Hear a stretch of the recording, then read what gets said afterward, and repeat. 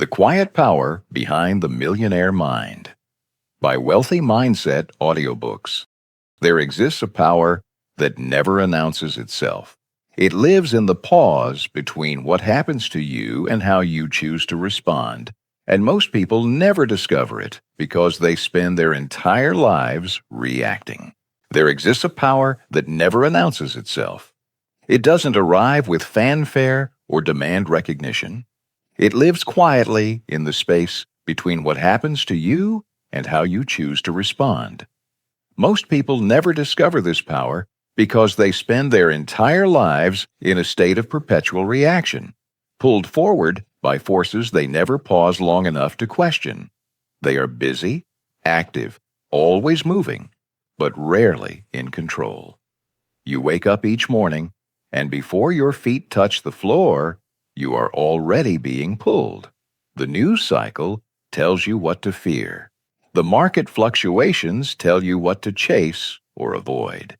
Your neighbor's new car tells you what you should want. Your boss's email tells you where your attention should go. And in this constant state of reaction, this endless cycle of responding to external triggers, you surrender the very thing you claim to want most: control over your own life. This is the great irony of modern existence. We are more connected, more informed, more stimulated than any generation in history. Yet we have never felt less in control. We react to notifications, to headlines, to price changes, to opinions, to opportunities that may or may not even be real. We live as though life is happening to us, rather than recognizing that we have a choice in how we engage with it.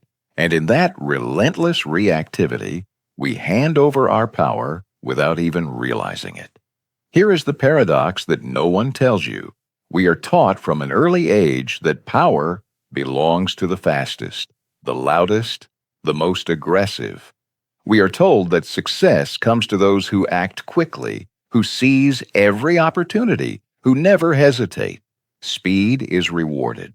Volume is rewarded. Constant motion is confused with progress. But what if the opposite is true?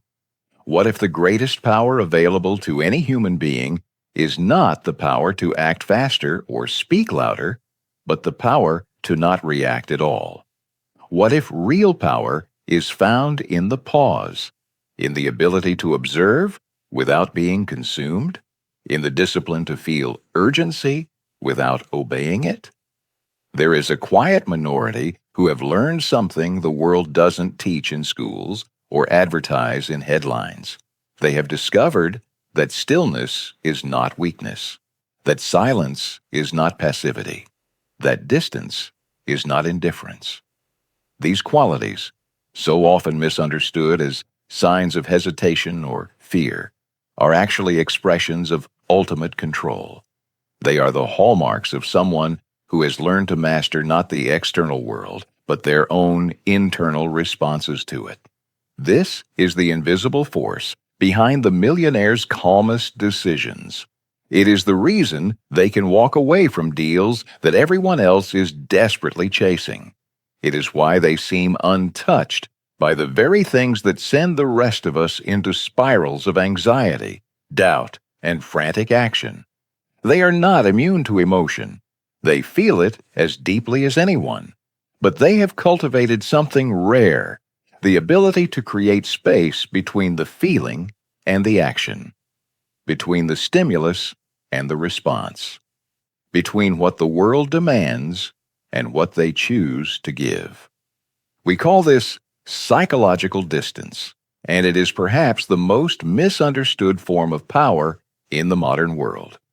It sounds cold to those who have never practiced it. It sounds like detachment, like apathy, like a refusal to care. But that couldn't be further from the truth. Psychological distance is not about caring less. It is about caring more wisely. It is not about shutting down. It is about waking up to the reality that most of what pulls at you is not worth the energy you give it. The millionaire understands this instinctively. They know that power is not measured by how much you do, but by how much you can choose not to do. It is measured by your ability to sit with discomfort without rushing to relieve it, to observe opportunities without feeling compelled to seize all of them, to hear the noise of the market, the opinions of others, the urgency of the moment, and still remain grounded in your own clarity. This is not a gift reserved for a select few. It is not a talent you are born with or without. It is a skill, a practice, a way of being that can be cultivated by anyone willing to step back from the chaos long enough to see it for what it really is. And by the end of this journey, you will understand not just what psychological distance is, but why it changes everything. Why it transforms your relationship with money, with decisions, with time, with yourself. Why the quietest power is often the most enduring. Because in a world that never stops shouting, the person who has learned to be still holds an advantage that no amount of speed or aggression can ever match. Most people believe they are standing at the edge of the ocean, observing the waves from a safe distance. They think they are making rational decisions, weighing their options, acting with deliberate intent. But the truth is far different. They are in the water.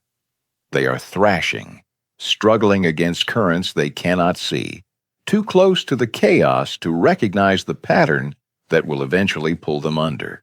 They are so immersed in the turbulence of the moment that they mistake their reaction for agency, their panic for action.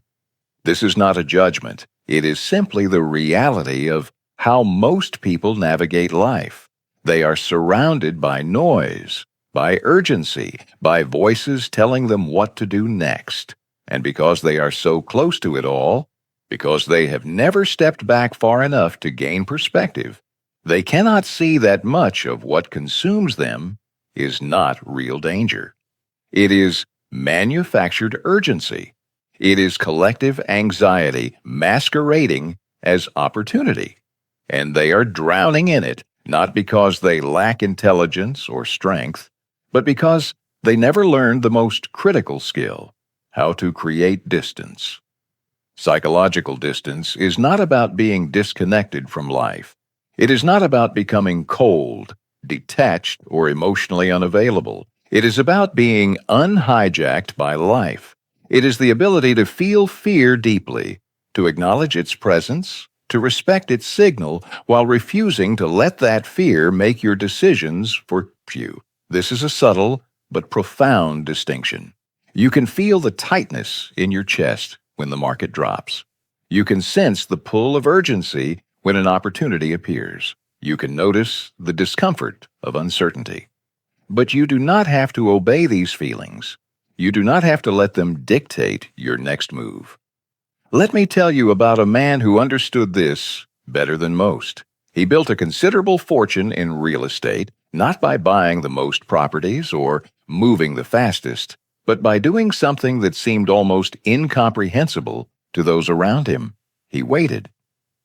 While everyone else exhausted themselves in frenzied competition, bidding against each other in a market inflated by collective panic, he stood still. People thought he was paralyzed by indecision. Some pitied him, believing he was missing the opportunity of a lifetime. But he was not frozen. He was observing. He had learned through years of experience and costly mistakes that fear is a terrible advisor, and he could see with clarity that only distance provides that the market was not being driven by value. It was being driven by the fear of missing out. So he waited. And when the inevitable collapse came, when those who had acted in haste were now desperate to offload their burdens, he was still there, calm, patient, and ready. He did not buy everything. He did not act out of greed or revenge. He simply made careful, deliberate choices from a place of clarity rather than emotion. And in doing so, he built something lasting. The world rewards reaction, or at least it seems to.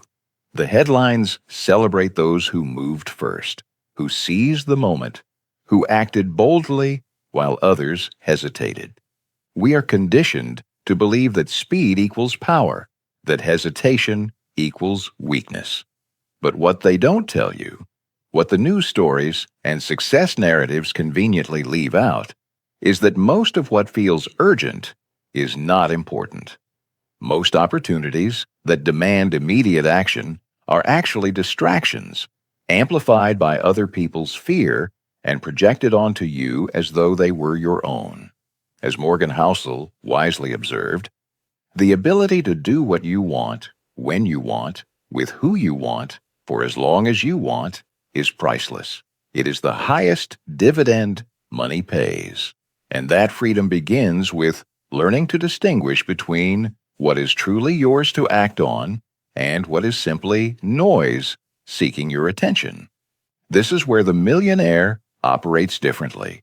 They have learned to ask a question that most people never even consider. Is this mine to carry? Is this problem mine to solve right now? Is this urgency mine to absorb? Is this decision mine to make in this emotional state? And in that question, simple as it sounds, a space opens between stimulus and response. In that space, clarity emerges. Perspective returns. The fog lifts, and you can see not just what is in front of you, but what matters. This practice is not about feeling less. It is about feeling consciously. It is about creating distance between what you feel and what you do, so that you can act from wisdom instead of impulse. You can feel the fear without letting it drive the car. You can sense the excitement without letting it blind you to risk. You can acknowledge the pressure without collapsing under its weight. The millionaire knows that emotions are information, not instructions. Fear tells you that something matters, that there is risk involved, that you should pay attention. But it does not tell you to sell everything, to run, to abandon your principles in favor of temporary relief. Excitement tells you that possibility exists, that potential is present. But it does not tell you to bet everything you have on a single moment of enthusiasm. When you create psychological distance, you reclaim the power to choose. You stop being a leaf blown by every gust of wind and become the tree, rooted, steady, responsive, but not reactive. And in that transformation, everything changes. When the housing boom raged through the market like wildfire, when prices climbed higher each month and every conversation at dinner parties revolved around real estate gains, the patient investor did nothing. While neighbors, colleagues, and strangers alike scrambled to buy anything available, condos they'd never seen, properties in neighborhoods they'd never visited, investments they barely understood, he remained still. People thought he was paralyzed by indecision. Some whispered that he lacked courage. Others felt genuine sympathy, convinced he was watching the opportunity of his lifetime slip through his fingers. But he was not paralyzed. He was observing. He was watching the patterns unfold with the detachment of someone who had seen this movie before. He noticed how the urgency in the room had nothing to do with the actual value of the properties being traded. It had everything to do with fear. The fear of being left behind. The fear of looking foolish for not participating. The fear that everyone else knew something you didn't.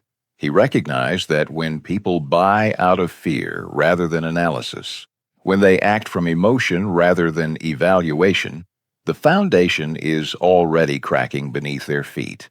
So he waited. He waited through the boom, watching prices climb to levels that defied logic. He waited through the bust, watching those same people panic and sell at devastating losses.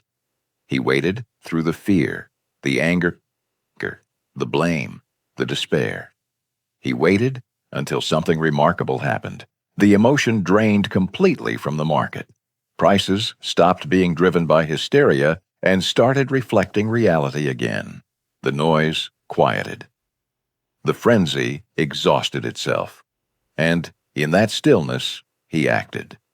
Years later, when people asked him how he knew when the right time had come, he said something that seemed almost too simple to be true. I just waited until I stopped feeling anything about it. That's when he knew the market had returned to rationality. That's when he knew his own decisions would be based on value rather than emotion. He had learned that the best time to act is not when you feel the most. It's when you feel the least. This principle extends far beyond real estate. Every single day, you're bombarded by stimuli specifically designed to trigger a reaction.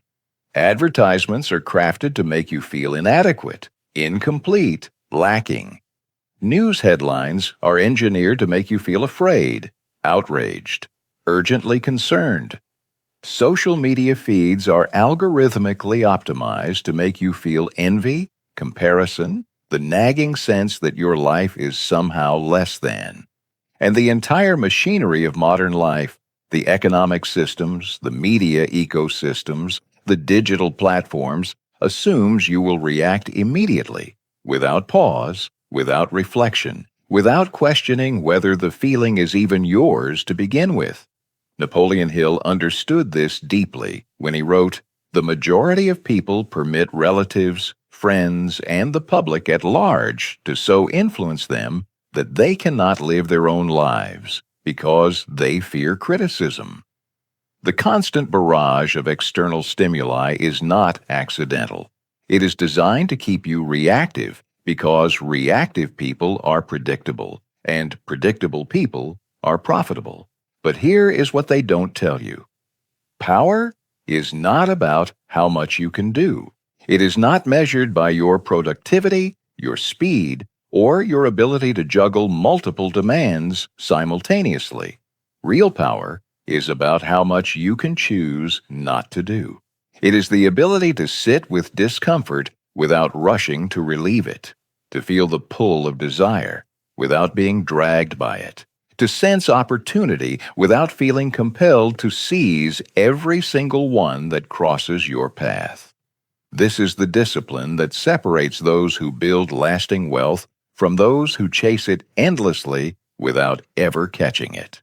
Silence is not passivity. Stillness is not weakness. They are expressions of the same fundamental truth. The person who controls their own reactions controls the outcome.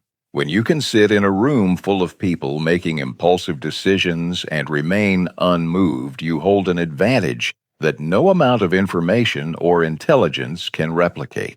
When you can feel the market shifting, the crowd panicking, the pressure mounting, and still maintain your center, you are operating from a place of power that most people never access. The difference between those who thrive and those who merely survive often comes down to this single distinction: understanding that fear is data, not instruction. Fear is your nervous system telling you that something matters. It is signaling that risk is present, that stakes are real, that you should pay attention. This is valuable information. But fear does not tell you what to do. It does not provide a roadmap. It does not offer wisdom. It simply says, be alert. And this is where most people lose everything.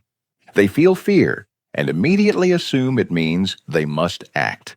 They must do something, anything, to make the feeling stop. They sell when they should hold. They buy when they should wait. They commit when they should observe. They treat the emotion as if it were a command rather than a signal. And in doing so, they hand over control to the very feeling they're trying to escape. The millionaire has trained themselves differently. They feel the fear just as intensely as anyone else. The tightness in the chest, the racing thoughts, the impulse to act. But they have learned to pause in that moment, to acknowledge the fear without obeying it, to extract the information it offers without following its implicit instructions. They ask, "What is this fear telling me?" And then, separately, "What is the wise response?" Those are two different questions, and the space between them is where fortunes are made and preserved. Because when you can separate the feeling from the action, when you can create even a small buffer between stimulus and response, you reclaim the most valuable asset you possess, your ability to choose, not to react, but to respond, not to be moved by every wave, but to decide when and how you'll move. This is the foundation. This is the practice, and it changes everything. Consider for a moment the concept of access. In our culture, we celebrate leaders who are always available, always responsive, always reachable. We admire the executive who answers emails at midnight, the entrepreneur who picks up the phone on weekends, the mentor who makes time for everyone who asks. We have built an entire mythology around accessibility, as if being perpetually available is a virtue, a sign of dedication and humility. But the millionaire understands something counterintuitive, something that runs against everything we've been taught. Scarcity of access is a form of power. When you are always available, your time has no value. It becomes assumed, expected, taken for granted. When you always respond immediately to every message, every request, every demand on your attention, people stop respecting the gift of your presence because it costs them nothing to receive it. When you always say yes, when you never create boundaries around your energy and focus, your yes begins to mean nothing. It becomes cheap currency, inflated to the point of worthlessness. But when you create distance, when you are selective about where and how you invest your time, something shifts. You force others to respect the value of your presence, not through arrogance, but through simple economics. What is scarce becomes valuable. The millionaire does not answer every email that lands in their inbox, and this is not because they are rude or dismissive. It is because they have learned to recognize what most emails are actually asking for. They are not asking for wisdom, for guidance, for genuine collaboration. They are asking for something far more costly. They are asking the millionaire to carry their anxiety, to absorb their urgency, to solve their problems so they don't have to sit with the discomfort of uncertainty. And the millionaire, having paid the price of saying yes to everything early in their journey, has learned that this is a transaction that depletes rather than enriches. This is not coldness. This is clarity. This is the hard-won understanding that helping everyone means helping no one, including yourself. It is the recognition that there is a profound difference between being needed and being used, and that difference lives in the boundary you are willing to defend. When you protect your time, your energy, your attention as fiercely as you protect your money, you are not being selfish. You are being wise. You are acknowledging that you cannot pour from an empty cup, that you cannot offer your best to anyone if you have given pieces of yourself to everyone.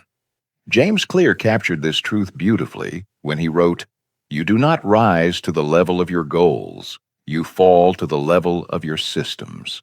And one of the most critical systems you can build is the system that protects your attention from constant hijacking. Your most valuable resource is not your money, though money matters. It is not your talent, though talent opens doors. It is not even your connections, though relationships create opportunities. Your most valuable resource is your attention. And attention, once given, cannot be reclaimed. You cannot get back the hour you spent on someone else's crisis. You cannot retrieve the mental energy you poured into a problem that was never yours to solve. Attention is the ultimate non-renewable resource. This is where timing reveals the genius of psychological distance. Most people think timing is about speed, about being first, about acting quickly before the opportunity disappears. And there are moments when speed matters. But far more often, especially in matters of money and significant life decisions, timing is about patience. It is about waiting for the right moment, not just any moment. It is about developing the discipline to let opportunities pass when the conditions aren't aligned, trusting that better ones will come. Think about the stock market, that great theater of human psychology where fortunes are made and lost based on collective emotion. When does the average person buy stocks? When prices are high, when excitement fills the air, when everyone around them is talking about the money they're making. They buy because they feel left out, because they fear missing the wave, because the collective enthusiasm feels like validation. And when does the average person sell? When prices are low, when fear dominates the headlines, when everyone is predicting disaster. They sell to stop the pain, to escape the uncertainty, to do something in a moment when doing nothing feels unbearable. In other words, they do the exact opposite of what creates wealth. They buy high and sell low, not because they lack intelligence, but because they are operating without psychological distance. They are swept up in collective emotion, unable to create space between what everyone else is feeling and what they choose to do. They cannot see that what feels right in the moment, what feels safe, what feels smart, what feels like the obvious move, is actually the worst possible choice. The millionaire operates differently, not because they have better information, though information helps, not because they are smarter, though intelligence matters, but because they have trained themselves to observe the crowd without joining it, to feel the pull of collective emotion without being controlled by it, to recognize that the moment when everyone is buying is likely the moment when prices have already peaked. The moment when everyone is selling is likely the moment when the opportunity is greatest. This is the power of psychological distance in action. This is what it looks like to control your reactions instead of being controlled by them. And it is available to anyone willing to practice it, one decision at a time. The millionaire does the opposite of what the crowd does, not because they enjoy being contrarian for the sake of it, not because they want to prove everyone else wrong, but because they have learned to recognize the patterns of mass psychology. They have watched enough cycles to know that the crowd is always most confident at the top, when prices have already climbed and the easy gains have been captured. They know the crowd is always most fearful at the bottom, when the opportunity is actually greatest but feels most dangerous. This is not cynicism about human nature, it is simply pattern recognition born from experience and observation. So, they wait. They create distance between themselves and the emotional current running through the market. They watch the crowd without joining it, observing the frenzy as you might watch waves from the shore, interested, attentive, but not swept away. And when the moment finally comes, when emotion has exhausted itself and irrationality has run its course, when the noise quiets and clarity returns, they move, but they move calmly, deliberately, with intention. There is no hesitation in their action because they have already done the work of preparation. But there is also no hurry because they are not operating from panic or fear of missing out. They are operating from a place of centered awareness. This is the paradox of timing that most people never grasp. The person who is least reactive is often the most effective. The greatest decisions, the ones that shape the trajectory of your life and your wealth, are rarely made in the heat of emotion. They are made in the cool clarity that comes after the emotion has been acknowledged, fully felt, understood for what it is, and then consciously set aside. This is not suppression. This is wisdom. It is the discipline of allowing yourself to feel everything without letting those feelings pilot your life. Let me tell you a story that illustrates this principle perfectly. Two business partners were selling their company, something they had built together over more than a decade. The offers started coming in, and one stood out immediately. An extraordinary number, more money than either partner had ever imagined. The first partner was ecstatic. He wanted to accept immediately. Why wait? Why risk losing it? This was the opportunity they had worked toward for years. But the second partner felt something off. She couldn't name it at first. It wasn't the terms. It wasn't the buyer's reputation. It was the urgency. The buyer was pushing hard for a quick close, creating artificial deadlines, applying pressure in ways that felt unnecessary if the deal was truly as solid as they claimed. So she did something that seemed incomprehensible to her partner. She introduced delays. She asked for more time to review details. She scheduled additional meetings. She allowed silence to fill the spaces where eager agreement was expected. And in that silence, something remarkable happened. The buyer began to reveal more. Small details that hadn't been mentioned in the initial conversations started surfacing. Conditions that had been glossed over in the excitement of the big numbers came into clearer focus. Risks that had been buried beneath optimistic projections became visible. When pressed with thoughtful questions and given time to respond without pressure, the buyer eventually admitted what they had been trying to hide.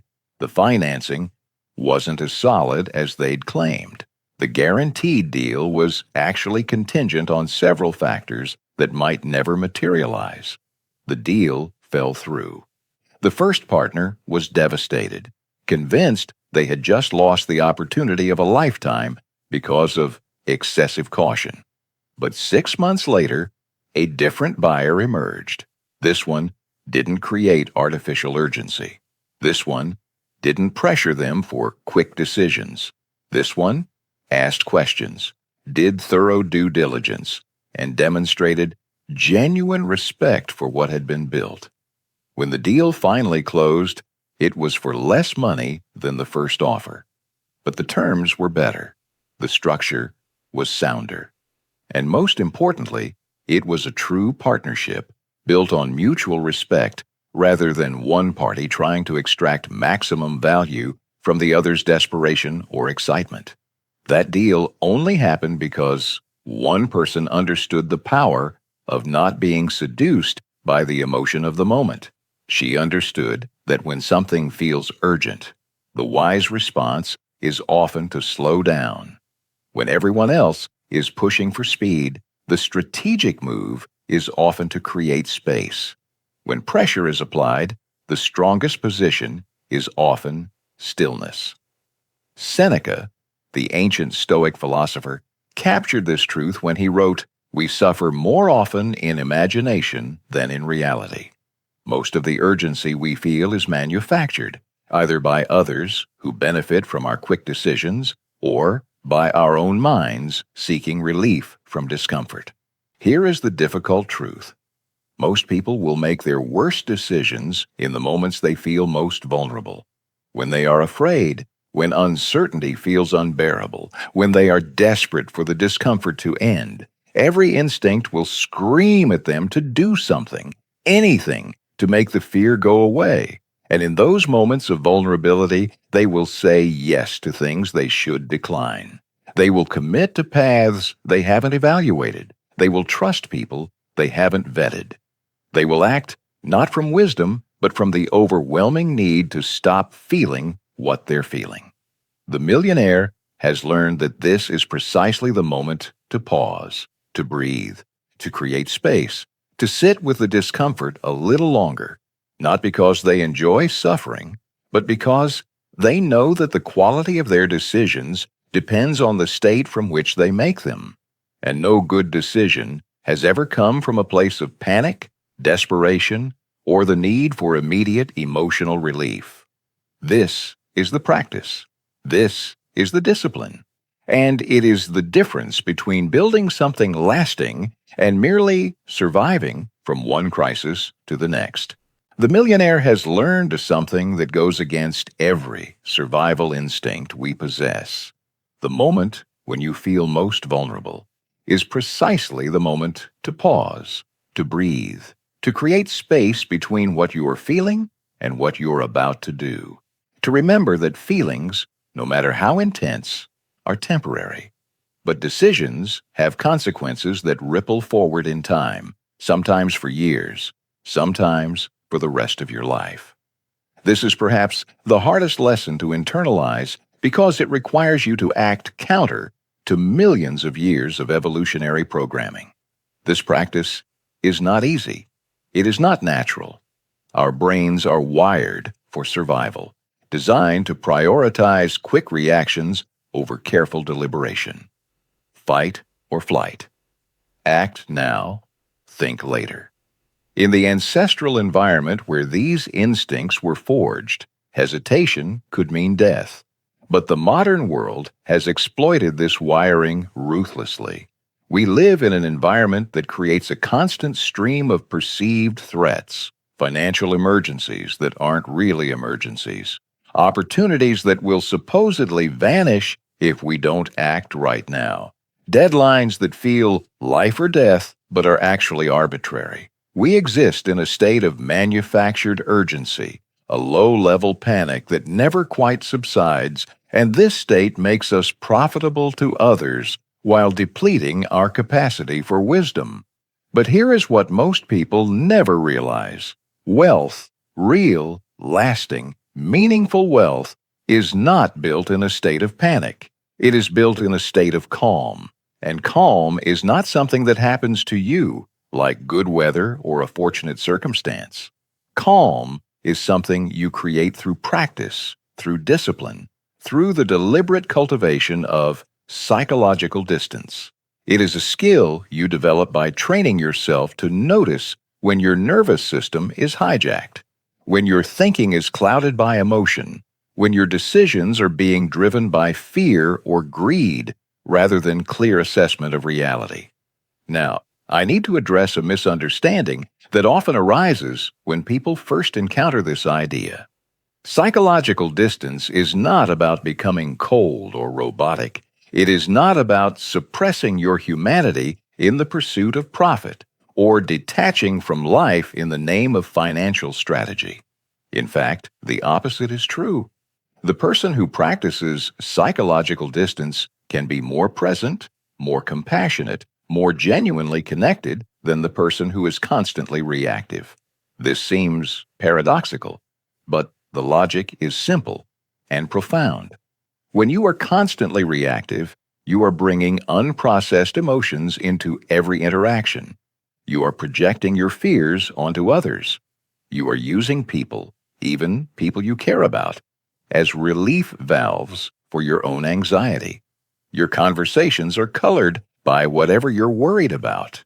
Your decisions about others are influenced by your own internal turbulence. You cannot truly see the person in front of you because you are looking at them through the distorted lens of your own unexamined emotional state. You see not them, but a reflection of your own internal chaos. But when you have created psychological distance, when you have done the work of processing your own emotions before entering the room, something shifts.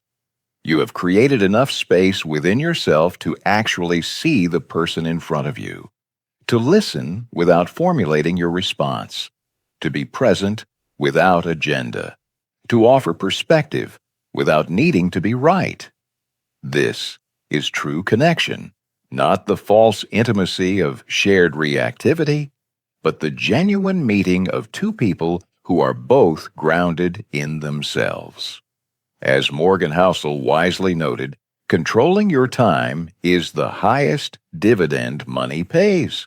But I would add, controlling your emotional state is the highest dividend wisdom pays, because when you control your reactions, you reclaim your time, your attention, and your capacity for meaningful connection. Distance creates closeness. Detachment creates connection. These statements sound like contradictions, but they reveal a truth that changes everything once you understand it. The ability to step back, to create space, to observe, to not immediately react, is precisely what allows you to step forward with intention. When you are not swept up in the current of collective emotion, you can choose when and how to engage. And when everyone else is panicking, when the room is filled with fear or excitement or urgency, the person with psychological distance becomes something invaluable, an anchor. They become the steady presence, the voice of reason in a room full of noise, the person who can think clearly while others are spiraling.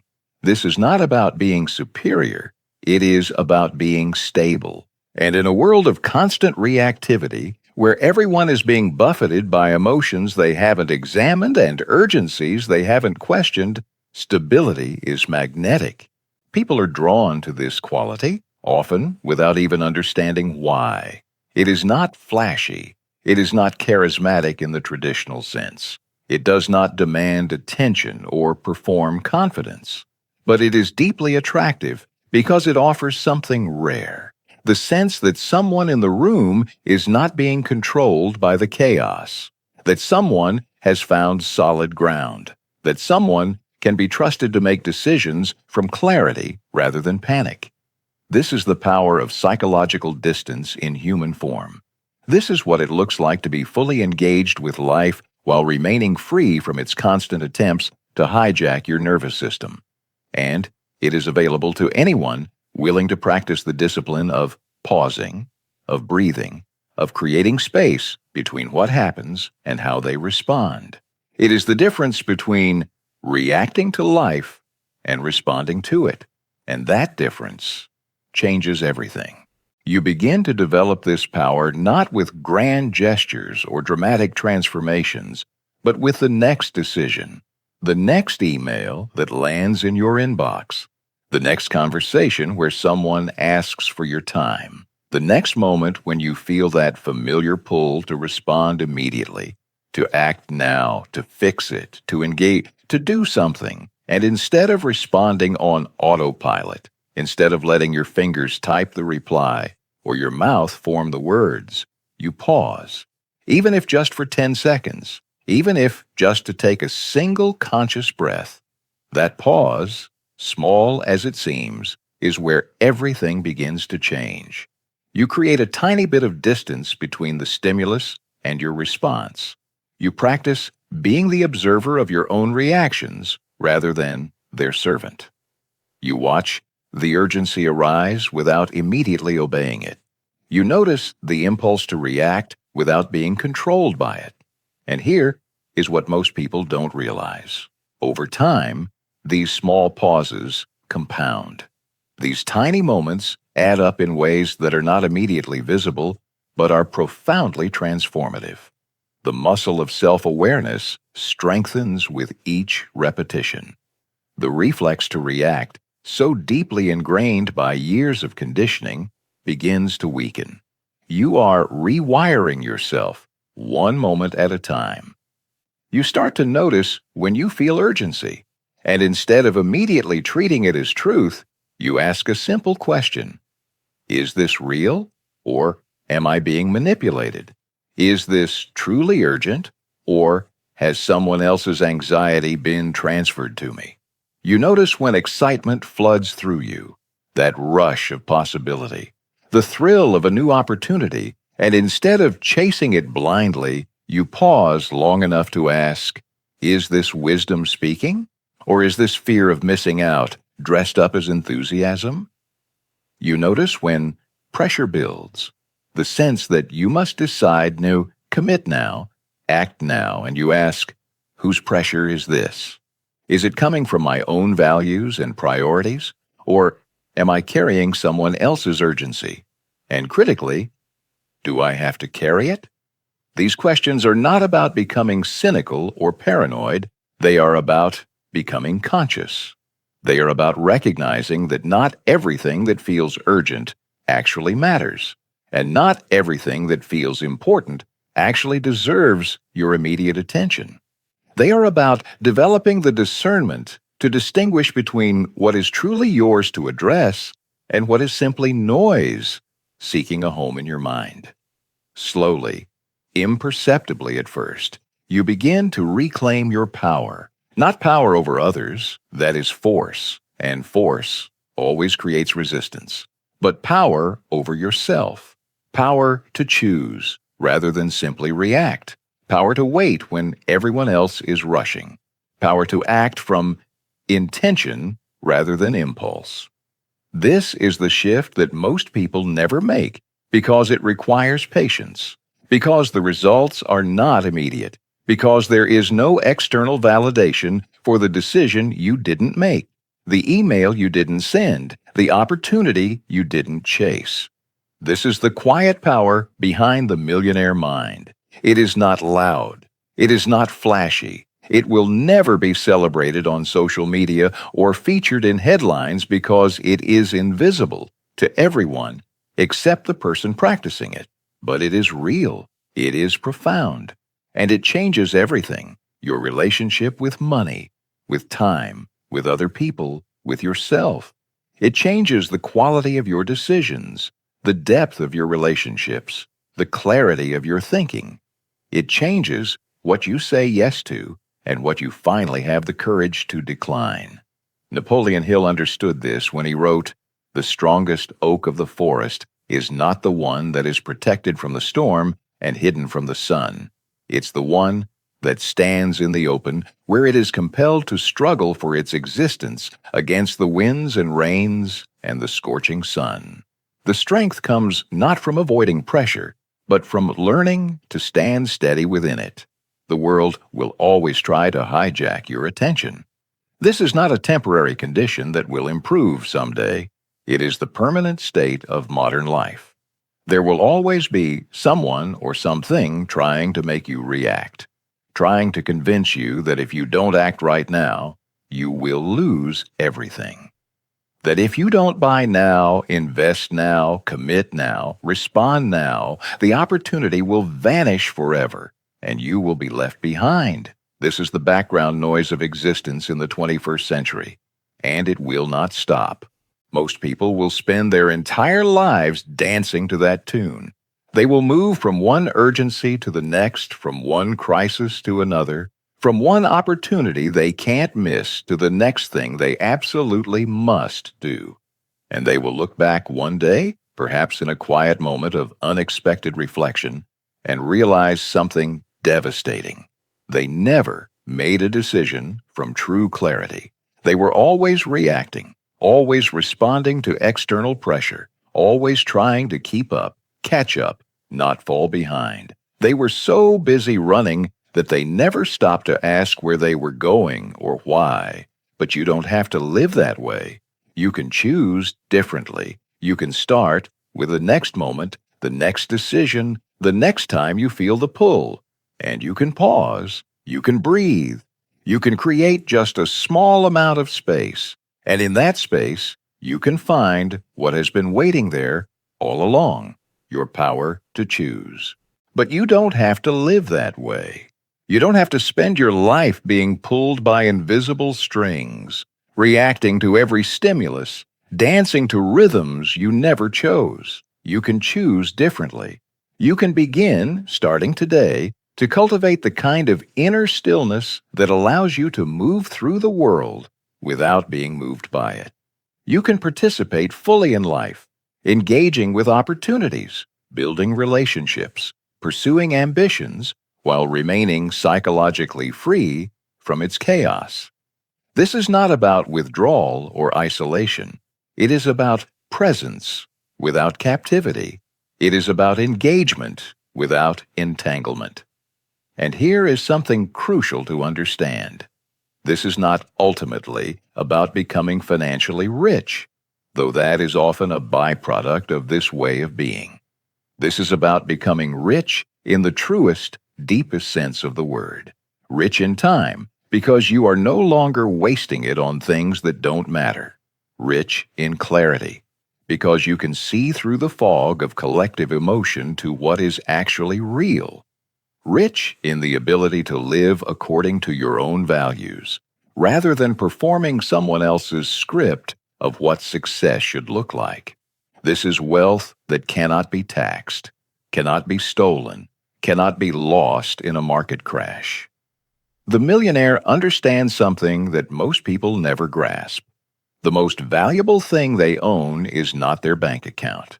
It is not their investment portfolio or their real estate holdings or their business equity. It is their mind. And more specifically, it is their ability to control that mind, to direct its attention deliberately, to refuse to let it be hijacked by forces that do not serve their highest good. Your mind is the instrument through which you experience everything. It is the lens through which reality is filtered. And if you cannot control it, if you allow it to be captured by every passing stimulus, every headline, every notification, every other person's urgency, then no amount of money will ever make you feel wealthy. Think about this. A person with $1 million in the bank, but a mind constantly hijacked by anxiety, comparison, and reactive thinking is poor. A person with modest means but mastery over their own attention and reactions is rich. The difference is not in the numbers, it is in the quality of inner life, in the freedom to choose where your energy goes. This is the power no one can take from you. It does not depend on circumstances, on luck, on being in the right place at the right time, on having the right connections or the right opportunities. It is the power you can begin to cultivate right now in this moment, simply by choosing to create a little space between what happens and how you respond. You don't need permission. You don't need resources. You don't need anything except the willingness to pause. Here is a truth that changes everything once you truly internalize it. Emotions are signals, not commands. They are information from your nervous system telling you that something has triggered a response. But they are not instructions. They do not tell you what to do. The wise understand that the feeling of urgency is often manufactured either by external forces that benefit from your quick decisions or by your own untrained mind, seeking relief from discomfort. They know that the best decisions rarely come in the heat of emotion. They come in the clarity that follows after the emotion has been acknowledged, felt, understood, and then set aside. The millionaire who practices psychological distance does not stop feeling fear when the markets drop. This is important to understand. They are not emotionless robots. They feel it deeply. They feel the tightness in their chest, the acceleration of their heartbeat, the whisper of doubt in their mind. They feel the temptation to do something, anything, to make the discomfort stop. But they have trained themselves through practice and discipline to recognize that feeling for what it is, information, not instruction. As the Stoic philosopher Epictetus taught, it's not what happens to you, but how you react to it that matters. The millionaire has internalized this wisdom at a level most people never reach. They understand that the fear is telling them something important, that they have something at stake, that risk is present, that they should pay attention. But it is not telling them to sell everything, to panic, to abandon their strategy. That distinction between the signal and what you do with it is everything. And in that recognition, in that small space between feeling and doing, everything changes. Because the person who can sit with discomfort without rushing to relieve it, who can sense pressure without collapsing under its weight, who can feel the pull of desire without being dragged by it, holds the key to a different kind of life entirely. They are no longer at the mercy of their emotional weather. They can experience the full range of human feeling without being controlled by it. They can be fully alive without being constantly reactive. This is freedom. Not the freedom to do whatever you want whenever you want. That is simply indulgence. This is the freedom to choose your response, the freedom to act from your values rather than your impulses, the freedom to build a life that reflects who you actually are rather than who you think you should be or who others expect you to be. And it begins with a pause, with a breath, with the recognition that between what happens and what you do next, there is always a space, and in that space lives your power. Think back to the ocean metaphor we began with, to that image of standing on the shore while others thrash in the waves. You may have spent years, perhaps decades, in that water yourself, exhausted, confused about why success felt so elusive when you were working so hard, when you were putting in the hours, when you were doing everything the world told you to do.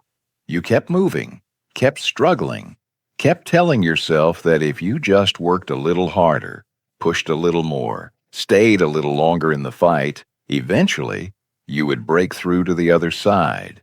But now, with the perspective that distance provides, you understand something that changes the entire narrative of your past. It wasn't about working harder. It was never about effort or dedication or commitment. It was about stepping back far enough to see the pattern, to recognize that the urgency you felt, that constant sense that you had to act now, decide now, commit now, wasn't wisdom speaking. It was collective panic. It was the emotional weather of a crowd all thrashing together, creating waves that felt real, but were simply the result of mass reactivity. Your exhaustion came not from the work itself, but from fighting currents you never needed to enter in the first place. There is a profound gentleness in this realization, if you allow yourself to feel it. You were not broken. You were not lacking some essential quality. You were not missing some secret ingredient that the successful people possessed and you somehow didn't. You were simply too close to see clearly. You were in the water instead of on the shore. And distance, that small but transformative shift in perspective, was the gift you never knew you needed. It was available to you all along, but no one taught you to look for it. The world around you was too invested in keeping you reactive, too profitable to others when you stayed in the waves. The pain points you carried, and perhaps still carry to some degree, were never character flaws. The fear of missing out that kept you chasing opportunities you didn't really want. The anxiety about being left behind that made you say yes to things you knew weren't right. The desperate need to prove your worth through constant action, as though stillness was evidence of laziness or lack of ambition. These were not weaknesses. They were natural, human responses to a world specifically designed to keep you reactive. You were not failing at the game. You were playing a game rigged against your well-being. And in recognizing this, something softens. Something that has been tight for a long time begins to loosen. You can forgive yourself for the deals you chased that fell apart, for the investments you made in panic when the market was at its peak, for the opportunities you committed to out of fear rather than genuine interest, for every yes you gave when you meant no, every time you overextended yourself, every moment you acted from desperation rather than clarity. You were doing the best you could with the awareness you had at that time. That is all any of us can ever do. The author James Clear wrote something that feels particularly relevant here. You do not rise to the level of your goals. You fall to the level of your systems. And for years, your system was reactivity. Not because you chose it consciously, but because it was the default setting of the environment you were born into. You inherited a way of being that prioritized speed over wisdom, action over reflection, constant motion over strategic stillness. But now you have different awareness. Now you know that stillness is not laziness. It is strategy. That waiting is not wasting time. It is conserving energy for the moments that truly matter. That the space between stimulus and response, that small pause before you act, is not hesitation or cowardice.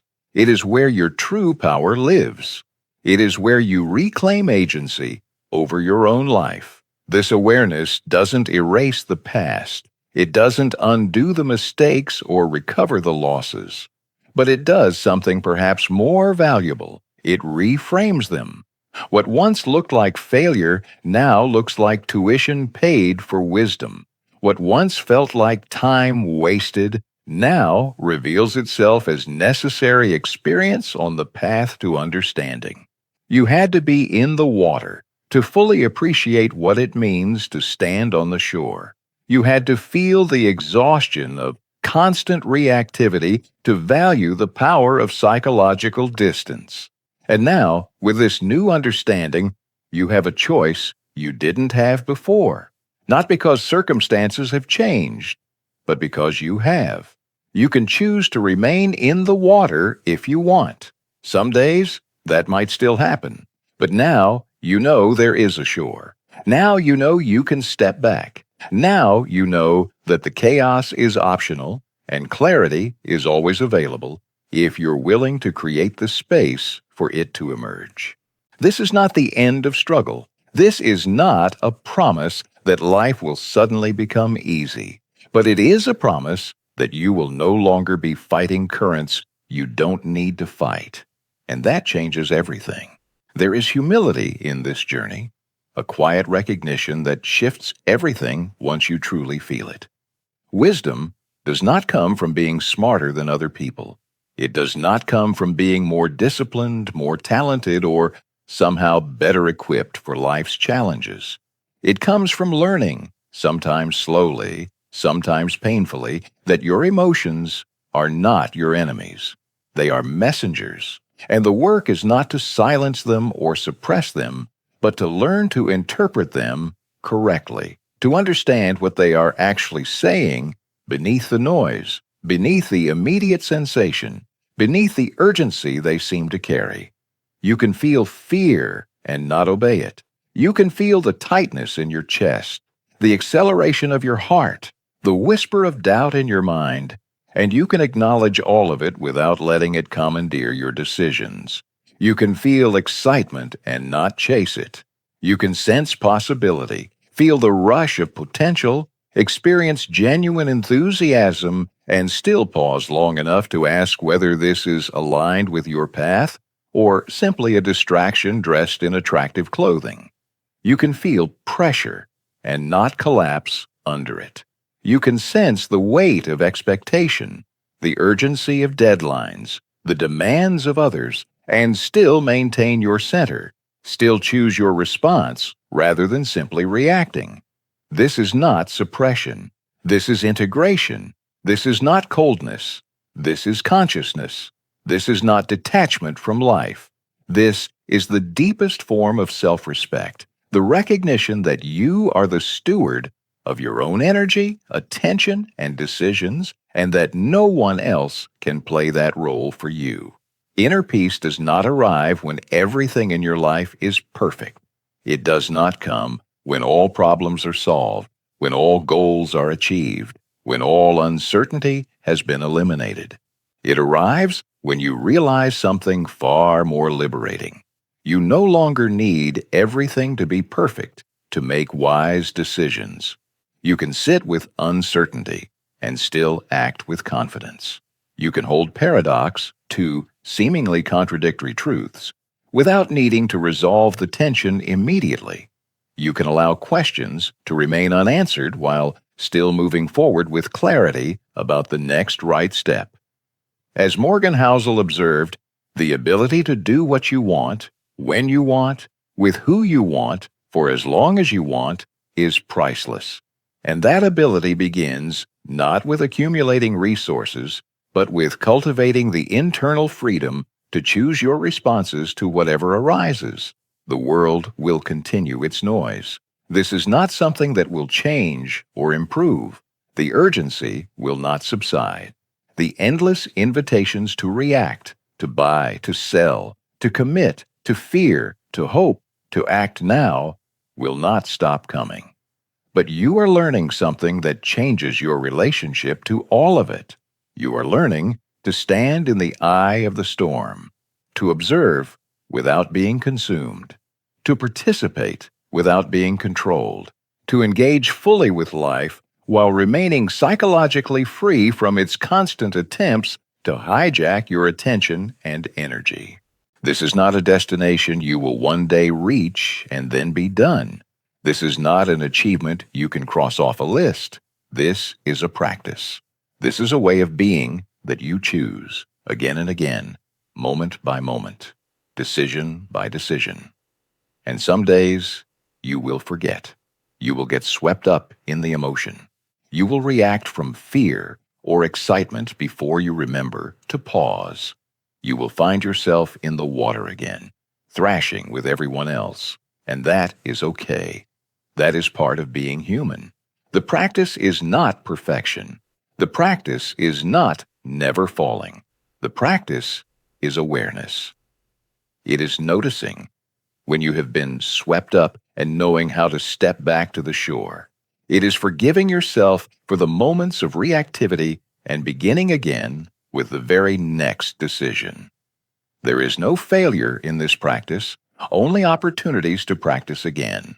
And in that practice, slowly, almost imperceptibly at first, something miraculous happens. Life becomes simpler. Not because your circumstances have changed. You may have all the same responsibilities, the same challenges, the same complexity in your external world. But you have changed. Your internal landscape has shifted. And from that new vantage point, the things that once felt impossibly complicated begin to reveal themselves as choices you were always free to make differently. The problems that seemed overwhelming start to look like opportunities to practice your newfound awareness. The decisions that paralyzed you with fear become interesting puzzles rather than threats. This is the transformation that psychological distance makes possible. Not a transformation of your circumstances, though those often shift as a result, but a transformation of your relationship to everything, to money, to time, to other people, to yourself, to the fundamental experience of being a sea in a world that is constantly demanding your reaction.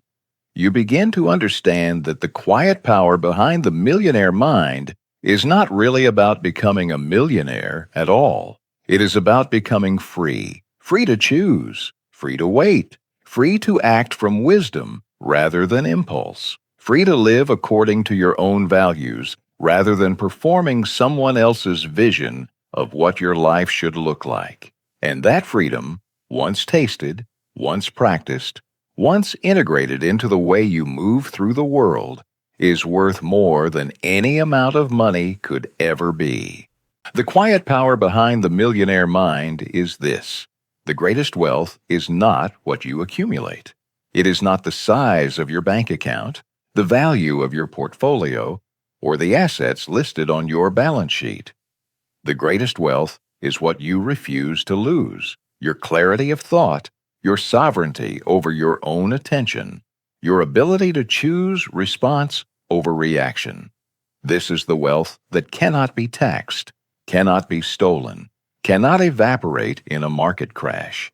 This is the wealth that grows more valuable the longer you possess it, compounding not in dollars, but in quality of life, in depth of experience, in freedom from the invisible chains that bind most people to lives of quiet desperation. This truth extends far beyond money into every corner of your existence.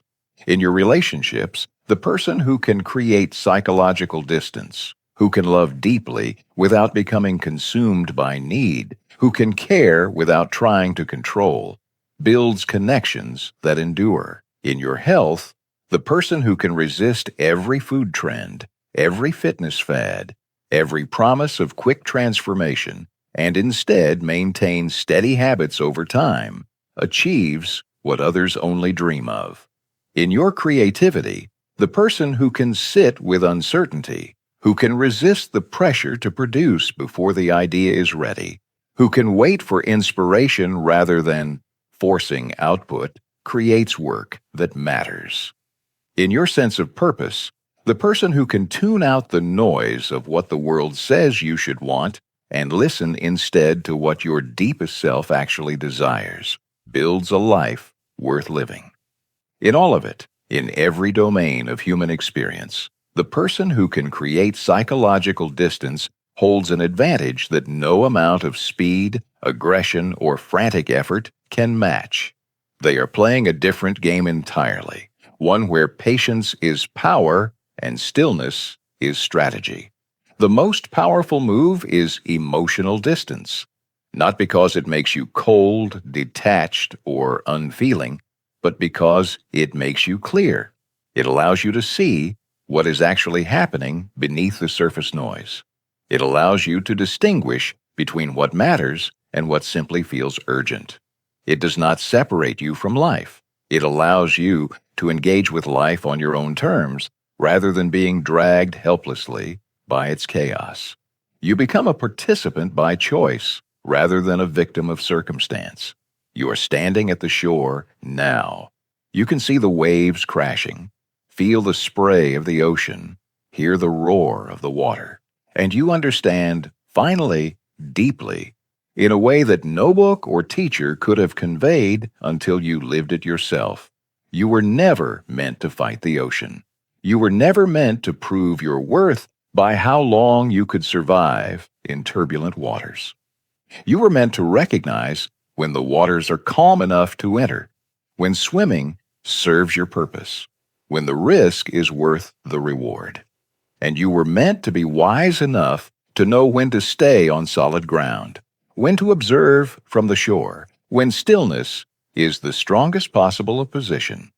As Napoleon Hill wrote in Think and Grow Rich, the starting point of all achievement is desire, but desire must be backed by faith, persistence, and a burning desire to translate that desire into its monetary equivalent.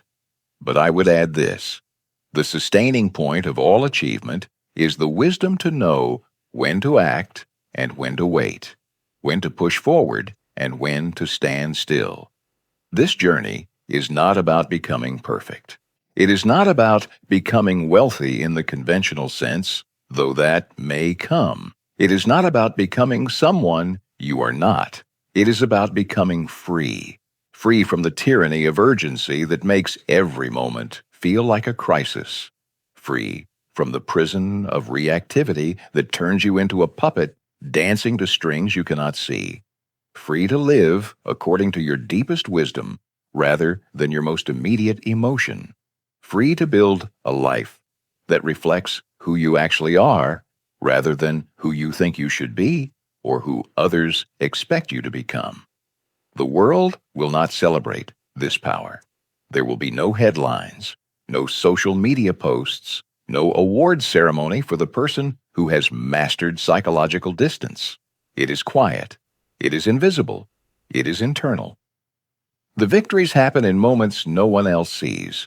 The email you didn't send, the deal you didn't chase, the argument you chose not to have, the investment you didn't make in panic. But you will feel it. You will feel it in every decision that no longer drains you, in every opportunity you walk away from without regret, knowing it wasn't yours to take. In every moment of peace you find, even when the world around you is swirling with uncertainty, even when others are panicking, even when every external indicator suggests you should be afraid. And in that feeling, quiet, subtle, but unmistakable, you will know this is what you were always searching for. Not more money, though money helps.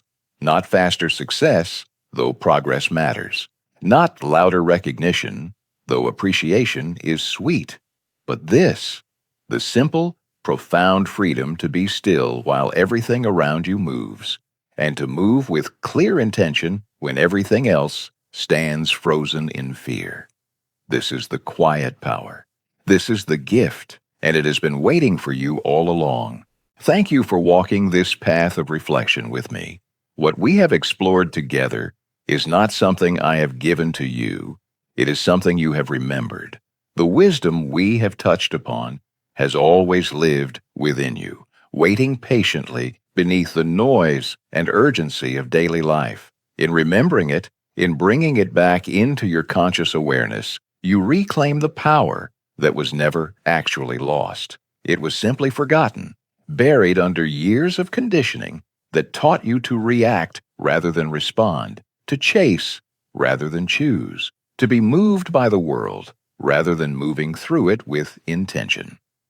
As you step forward from here, may you find the courage to pause when the world demands speed. May you discover the strength to wait when everyone around you is rushing, driven by fears and urgencies that are not yours to carry. May you develop the clarity to recognize that the space between what happens to you and how you respond is not empty. It is where your freedom lives. That small pause, that moment of conscious awareness before you act, is the most valuable real estate in your entire existence. This is the quiet power we have explored together, and it is yours now, not because you learned something entirely new, but because you remembered something deeply true, something that has always been available to you, waiting for the moment when you were ready to see it. Go forward with this knowing, and may it change everything.